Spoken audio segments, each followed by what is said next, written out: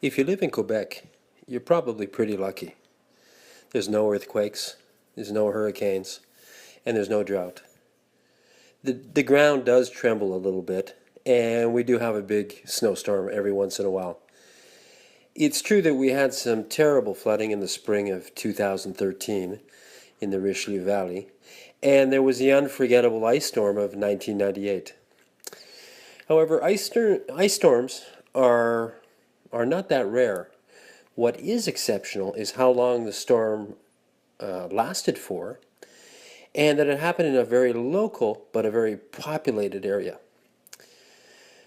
But as I've been thinking, what is insurance? And how does that help us in these natural disasters? Insurance is there to give us a security at a period of time where there's a shock or a surprise.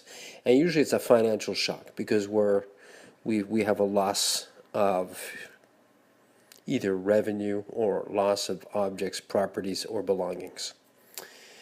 If we look at it from a political perspective, I want to go to politics a little bit. We have the right and the left, the conservatives and the socialists. And we see that the conservatives often believe that the individual is in the best position to make rational choices. The socialist, on the other hand, believes that the community or society should share the wealth with the individual.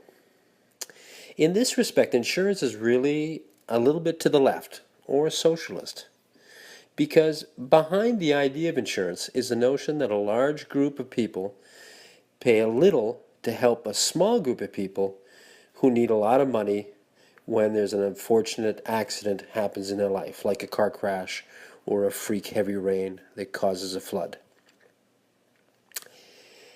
Insurance tries to eliminate the devastating consequences of life and share the risk with the community.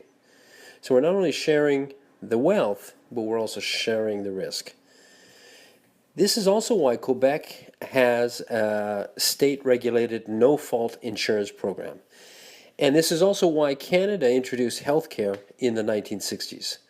The result is that Quebecers enjoy some of the cheapest car insurance in North America, and Canadians do not go bankrupt if they get cancer. If you're not convinced about that, just think about how lucky we are. The number one reason for bankruptcy in the United States is due to people not having health care. At least that's true up until Obamacare. I want to now discuss a few more specific issues. Many Quebecers do not do their homework when they buy insurance. For example, they don't consider the cost of the deductible compared to the cost of their premiums. Sometimes they try to get a high deductible, and they might save a lot of money, but then do they have enough money to pay that deductible in the case of an accident? Or they don't consider the real replacement value of the objects in their home. To do this, you should really actually make a list of all the items and the replacement value. And even people who think they don't have much have a whole lot of things to count. And very few people make that long list. And to tell you the truth, I have to admit that I am also guilty of doing this. Finally, customers do not want to plan for the day they die and do not consider the consequences of where their insurance will go if they die. This is particularly a problem when couples are not married but live in common law relationships. In other words, if one of the two dies and they have, let's say, in a fire in the home, and so everything's insured in that, and the replacement costs are, but the person dies in the fire. The other person was at work, let's say, and doesn't die. Will the replacement value of that, will it go to the person who is still living, or will it go to other people in the family? This is not always clear when couples are not married.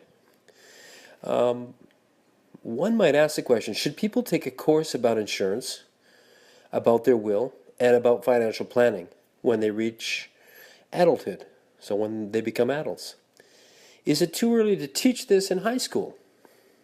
One thing for sure, you people, my students, will have a professional and a moral responsibility to explain clearly the coverage of the insurance you're selling in the near future. In a way, you will be the teachers.